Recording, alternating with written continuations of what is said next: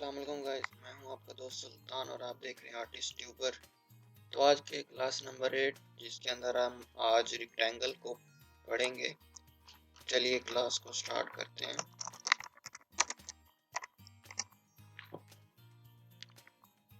तो आप उससे पहले हम pick tool, shape tool, crop tool, zoom tool और लाइन टूल के साथ साथ हम आर्टिस्टिक मीडिया पढ़ चुके हैं। अब हम पढ़ेंगे रेक्टेंगल टूल, जिसकी शॉर्टकट की है F6। रेक्टेंगल टूल कुछ तो हम पहले इसके बारे में पढ़ चुके हैं, कुछ आज पढ़ेंगे। रेक्टेंगल टूल क्या करता है हमारे लिए काम। रेक्टेंगल टूल को हम किस तरह इस्तेमाल करते हैं। सबसे पहले हम रेक्टेंगल को ड्रा करने का तरीका देखेंगे। रेक्टेंगल को ड्रा करने के लिए आप सिंपल रेक्टेंगल के लिए यहाँ पर जहाँ पर आपकी लोकेशन को चाहिए वहाँ पर सिंपल क्लिक करें और माउस को ड्रैग करें। लेफ्ट क्लिक करके रखना, आपने छोड़ना नहीं है। जहाँ तक जितना बड़ा आपको चाहिए आप उसको ड्रा कर सकते हैं। यहाँ पर आप मिसाल में मुझे सिर्फ ये चाहिए, तो मैं यहाँ पर अपना जो माउस क्लिक ड्रैग करके आया था उसको छोड़ दूंगा। ठीक है। और दूसरा तरीका क्या है, आप शिफ्ट की प्रेस करके उसको बना सकते हैं। ये चारों साइडों से जिस तरह की आप शेप बनाएंगे, अगर आप लेंथ वाइज लेके जाएंगे तो ये ऊपर और नीचे से बराबर लेंथ पे जाएगा। अगर आप विड्थ वाइज लेके जाएंगे तो ये ऊपर और लेफ्ट और राइट दोनों से एक जैसी विड्थ लेकर जाएगा। ठीक है, शिफ्ट की प्रेस करने के बाद। ठीक है, अब हम इसको यहाँ पर रखते हैं। अब तीसरा तरीका हमारे पास क्या है, हम इसको ड्रैग करते हैं। ये देखिए कि ये बिल्कुल सही लेके आप लेंथ पे आप जो मर्जी ड्रा करें, लेकिन जैसे आप कंट्रोल की प्रेस करेंगे तो आपकी चारों साइडों को बराबर लेके जाएगा वो। ठीक है, वो एक कंप्लीट स्क्वायर बनाएगा आपके लिए। ठीक है, अब और चौथा तरीका हमारे पास क्या है, shift plus alt. Shift plus alt, ये देखिए ये as like shift key press, but it's quite different because ये उसके साथ साथ उसकी लेंथ और विड्थ को भी देखता है। ठीक है, ये हमारे कुछ सिंपल रेक्टेंगल ड्रा करने के लिए कुछ तरीके थे, 4 तरीके थे। एक तरीका सिंपल, हमने ड्रैग और इम्प्रेशन को छोड़ देना है, क्लिक इम्प्रेशन को। फिर हमारे पास शिफ्ट की प्रेस करके था, फिर हमारे पास कंट्रोल की प्रेस करके था और शिफ्ट प्लस ऑल्ट की के साथ है। तो अब हम इसके प्रॉपर्टीज की तरफ जाते हैं। ठीक है, प्रॉपर्टीज में सबसे पहले आपको ये कुछ नजर आ रहा होगा, x 97.889 mm और 919.171 nm। ये x एक्सिस और y एक्सिस की वैल्यू कहाँ पर हमारी, जो ये देखो अब वो चेंज होती जा रही है, हमारी वैल्यूज लाई करती हैं। ठीक है, मिसाल पर मैं यहाँ पर अगर लेके आऊँ, ये देखें तो ये जो x एक्सिस और y एक्सिस है ना, ये हमारे पास जो सेंटर पॉइंट है वहां से स्टार्ट होगा। जैसे अब मैं ये लेके आया हूँ, मिसाल में मैं इसको 0 0 करता हूँ तो आपको बिल्कुल एक सही तरीके से पता चल जाएगा। ठीक है, अब ये बिल्कुल उसके एज पर आ चुका है। ठीक है, ये देखें बिल्कुल एज पे, यहाँ से x एक्सिस ऊपर की तरफ यहाँ से 0 0 पे उसने ड्रा कर दिया। हम अब देखते हैं 10 पर बनाकर,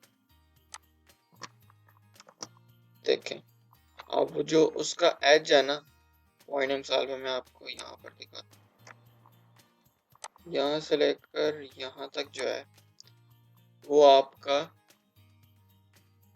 सेंटर पॉइंट की वैल्यू, ये x एक्सिस 10 पॉइंट ऊपर है और यहाँ पर 10 पॉइंट नीचे है।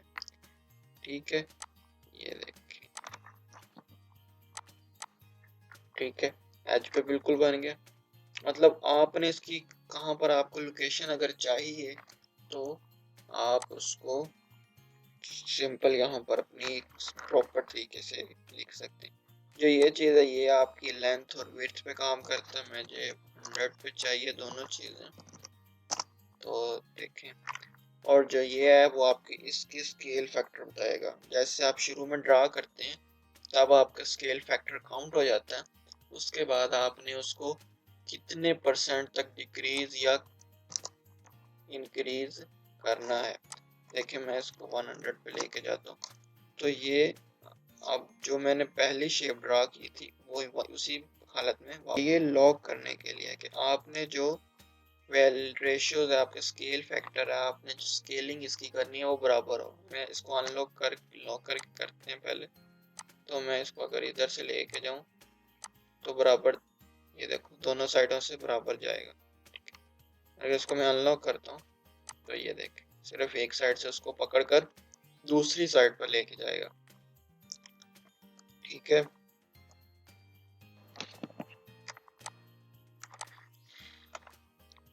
अब उसके बाद है हमारे पास रोटेशन। आपको कितनी की रोटेशन चाहिए? यहाँ पर मैं यहाँ पर 45 लिखता हूँ, ये 45 है। तो इसके अलावा भी मैंने इसको आपको बताया था रोटेशन करने के लिए आपको क्या सिंपल इस पर ये देखिए ये माउस है, क्लिक किया, आपके पास लेंथ और इसकी क्या कहते हैं साइज को चेंज करने के लिए, कस्टमाइज करने के लिए आपके पास कंट्रोल बटन्स आ जाएंगे। फिर आप क्लिक करेंगे तो हमारे पास ये कुछ चीज़ें आ जाएंगी जो कि रोटेशन के लिए काम।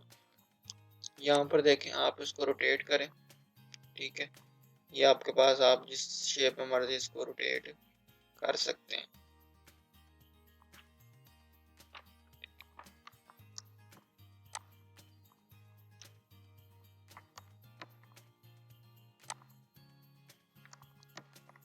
अब एक मिनट, आप सिंपल इस पर क्लिक करें, आपके पास ये रोटेट के ऑप्शंस आ जाएंगे, आप इसको रोटेट कर दें। ठीक है, अब मैं इसको ये देखिए ये माउस जिधर लेके जा रहा हूँ लेकिन उसका साइज एक ही है। लेकिन अगर मैं शिफ्ट की प्रेस करके इसको करूँ तो मेरे साथ साथ इसके साथ साथ इसको रिसाइज भी कर रहा है और रोटेट भी कर रहा है, किसके साथ? शिफ्ट की प्रेस करके करने के साथ। ठीक है, और अगर मैं कंट्रोल की प्रेस करता हूँ वो एक 15% एंगल के ऊपर मूव करता हुआ दिखाई दे रहा है आपको। ये देखिए रुक रुक के कारण ये सिर्फ ये देखिए 15-15 के ऊपर जाके ये काम करता है। और ये देखिए अगर मैं ऑल्ट की प्रेस करके करता हूँ तो ये साथ साथ मुझे रोटेशन के साथ साथ स्क्यू भी दे रहा है। जितनी मैं रोटेट कर रहा हूँ उसको वो स्क्यू में कन्वर्ट कर रहा है। ठीक है, चले नेक्स्ट टूल हमारे पास आएगा प्रॉपर्टीज की। ये उसकी कुछ है कि मिरर करने के लिए इस तरह तो आपको नहीं पता चलेगा। मैं ज़रा इस पे थोड़ा सा, ठीक है, अब ज़रा इसको मिरर करते हैं। देखिए उस चीज़ को उल्ट कर देगा। आप कोई शेप बना रहे हैं, आपको पिक लेके आते हैं या आप कुछ टेक्स्ट लिखते हैं उसको उल्टा करते हैं तो वो आपको मिरर कर देगा। ये मिरर हॉरिजॉन्टली करेगा और ये मिरर वर्टिकली करेगा आपके पास। ठीक है, ये देखें किसी भी शेप के किसी भी कोने की तरफ आप उसको लेकर जा सकते हैं।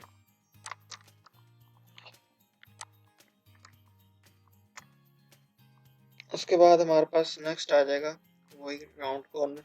मैं राउंड कॉर्नर पे जाता हूँ, शेप टूल लेता हूँ और कुछ ये वाले बटन्स, ये कुछ पहले भी सिखाया, दोबारा से एक दफ़ा समझा देता हूँ। इसको हम सिर्फ अगर मुझे राउंडेड इसके जो इसके एजेस हैं हमारे मेरे पास जो इसके कॉर्नर्स हैं, मुझे एग्जैक्ट वो शार्प एज नहीं चाहिए, मुझे तो हल्का सा राउंड चाहिए। ठीक है, मैं यहाँ पर राउंड लेके आ जाता हूँ।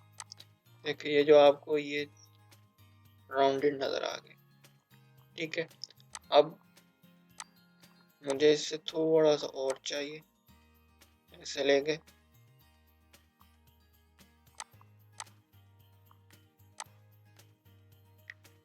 हम इसको बड़े आराम से हम इसको सर्कल की तरफ लेकर जा सकते हैं।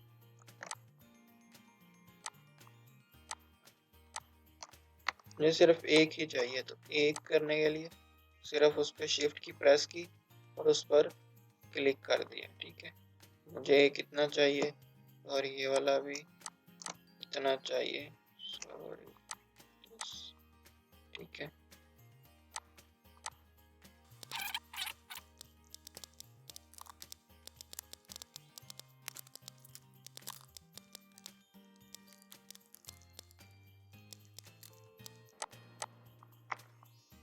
तो देखें, ये देख हमने उसको एक शेप पे फ्लावर्स के अंदर लेके आ चुके हैं। तो इस तरह हम कुछ भी उसकी शेप को कस्टमाइज करके हम उसको कुछ भी बना सकते हैं। सर्कल, स्क्वायर, आप किसी भी शेप से कुछ भी कर सकते हैं इसके साथ। इसलिए तो इसके बाद हम इसका नेक्स्ट टूल है हमारे पास स्केल ऑफ टूल। ठीक है, ये हमारे पास क्या करता है, जो कॉर्नर्स हैं उनको अंदर की तरफ लेके आता है। ठीक, अक्सर हम इसको लेकर आते हैं टाइल्स के ऊपर, देखते हैं इस तरह की शेप्स बनी होगी, यहाँ वाइट फ्लावर्स बने होंगे, टाइल्स बनी होंगी। इसके बाद हम कुछ लेसेस के ऊपर देख लेते हैं, डिफरेंट टाइप पर हमें ये स्केयर मिल जाता।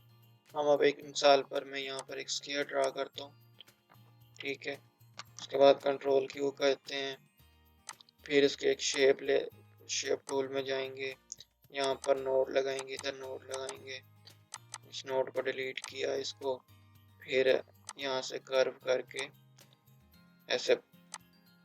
इतने लंबे प्रोसेस को उसने सिर्फ पर क्या किया है, इस पे जाओ, अपनी मर्जी से उसको जितनी लेंथ पर रखनी है उसको कर लो। ठीक है, बड़े आसानी से आप कर सकते हैं। इसके बाद नेक्स्ट हमारे पास चैम्फर टूल है।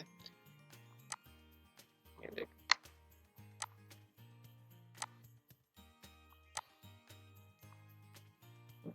चैम्फर टूल आपके जो कॉर्नर हैं,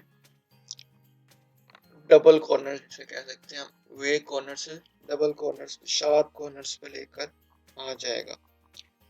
ठीक है, और इसके बाद ये देखें जी, हमारे पास एक टूल है, इसको मैं अभी सब जीरो है। ठीक है, चारों साइड ये इसका सबसे पहले corner, first top left corner का रेडियस होगा कि आप कितना रखना चाह रहे हैं। मैं इसको 10 करता हूँ, तो देख क्यों हुआ। अब ये इसके सारे कॉर्नर्स हैं, कॉर्नर्स के ऊपर हम देखते हैं, इसके ऊपर 10 मैं लिखता हूँ, तो सिर्फ देखो एक ही कॉर्नर को उसने को कस्टमाइज किया है, उसको चेंज किया, बाकियों को नहीं किया। मुझे इसके बाद बिल्कुल ये वाला चाहिए। ठीक है, अगर ये दरमियान में लॉक है, अगर हम इसको ये लॉक प्रेस कर देता हूँ ना, अगर मैं सिर्फ एक जगह पर 10 लिखता हूँ, तो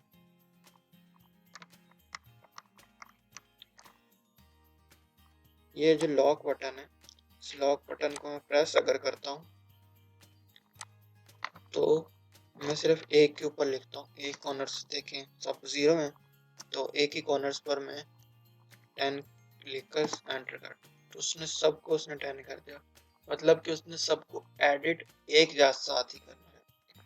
तो नेक्स्ट क्या है हमारे पास, उसकी जो आउटलाइन की विड्थ है वो कितनी होनी चाहिए, तो अभी 0.2 मिलीमीटर है। मैं इसको 3 पे लेके जाता हूँ।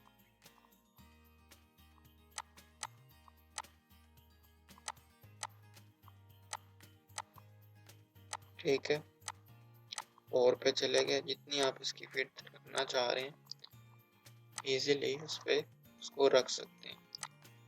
अब ये रैपिंग टैक्स है, जब हम इसके साथ टैक्स करेंगे तो मैं आपको बड़े इजीली और बड़े एक्सपेंडली तरीके से इसको हम एक्सपेंड करेंगे।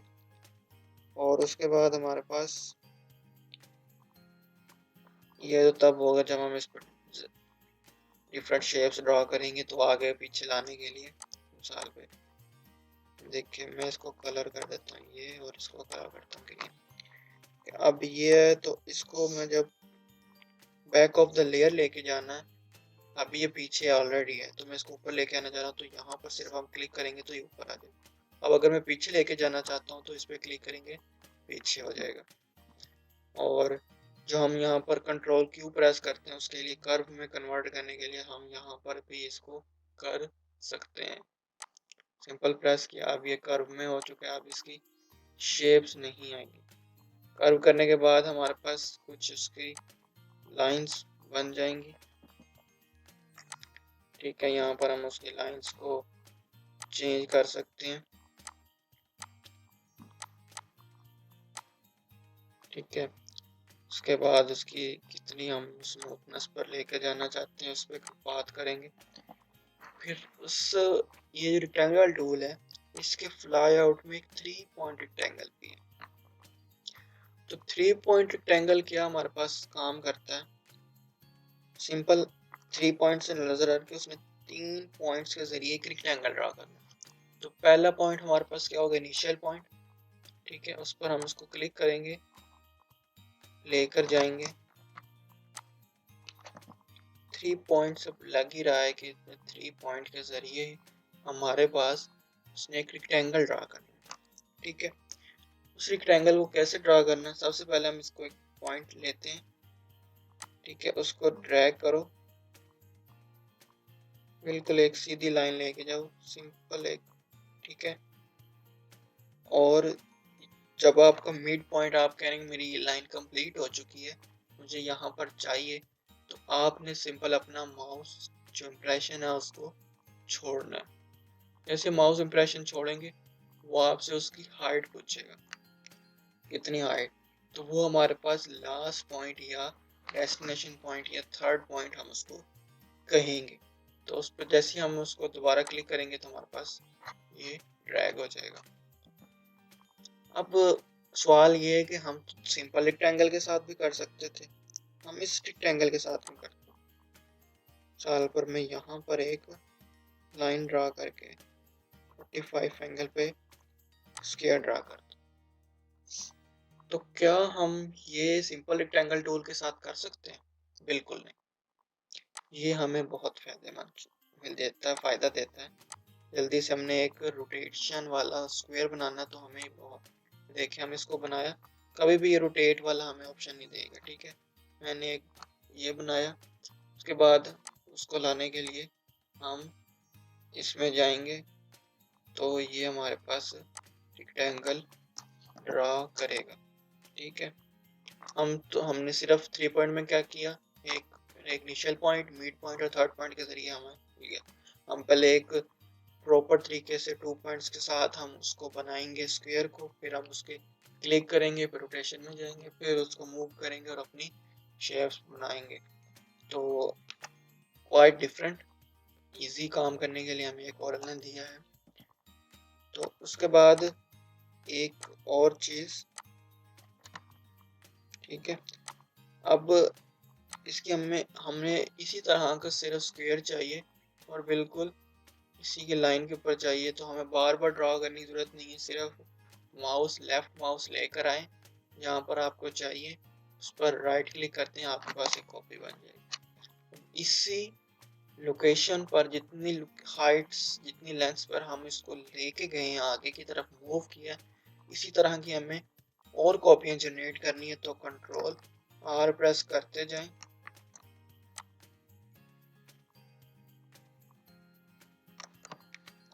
तो आपके पास ये कॉपीज जनरेट होती जाएंगी।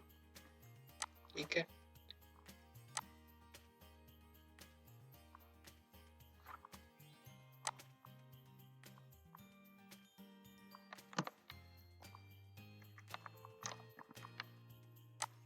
ठीक है, तो ये था हमारे पास रेक्टेंगल टूल।